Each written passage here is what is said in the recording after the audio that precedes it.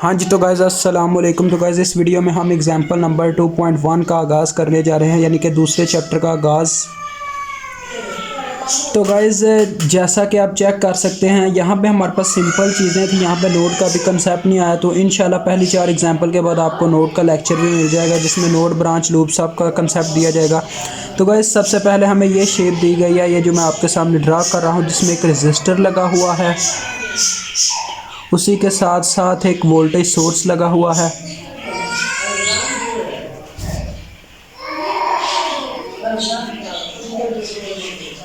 और इसमें गाइस हमने आई करंट मालूम करनी है और इसके क्रॉस पावर मालूम करनी है। तो काफ़ी सिंपल है। अक्सर बच्चे यहाँ पे गलती करेंगे, क्योंकि फिगर के अंदर मतलब क्वेश्चन के अंदर उसने 4 फिगर्स दी हुई हैं। वो गाइस इस तरह से है, कुछ के पहली 4 एग्जांपल्स की ना उसने पहली एग्जांपल के अंदर ही चारों की चारों फिगर्स ठोक दी हुई हैं।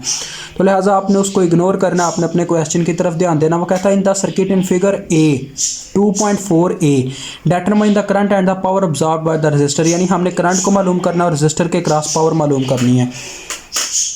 तो गाइज करंट को मालूम करने के लिए हम वो ओहम्स लॉ का इस्तेमाल करेंगे। जैसा कि ओहम्स लॉ कहता है वोल्टेज बराबर होती है करंट इनटू रेजिस्टेंस के। तो current is equal to voltage divided by resistance.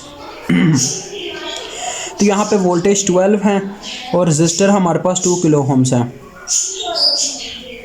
तो ये आ जाएगी 6 मिली एम्पेयर, क्योंकि किलो ऊपर जाके मिली बन जाएगा। और दूसरी रही बात गाइस, पैरेलल में वैसे भी वोल्टेज सेम होते हैं और ये वैसे भी जिस तरह से जुड़े हुए हैं, सिर्फ एक ही रजिस्टर है, तो इसके क्रॉस सारे के सारे वोल्टेज ड्रॉप हो जाएंगे।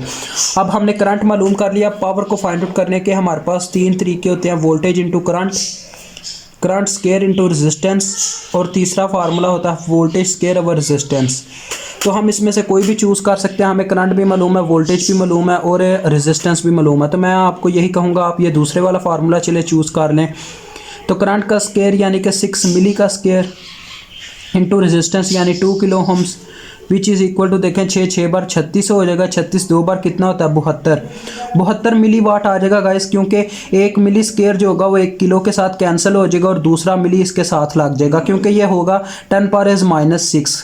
ये 10 पावर -3 होता है, जिसका स्क्वायर 10 पावर -6 हो जाएगा, और ये होता है 10 पावर -3। तो -6 में +3 करेंगे तो 10 पावर -3 रह जाएगा, जो कि मिली बनता है। तो लिहाजा गाइस ये इजीली हमारा एग्जांपल नंबर 2.1 जो है सॉल्व हो जाएगी। इंशाल्लाह मिलेंगे नेक्स्ट वीडियो में।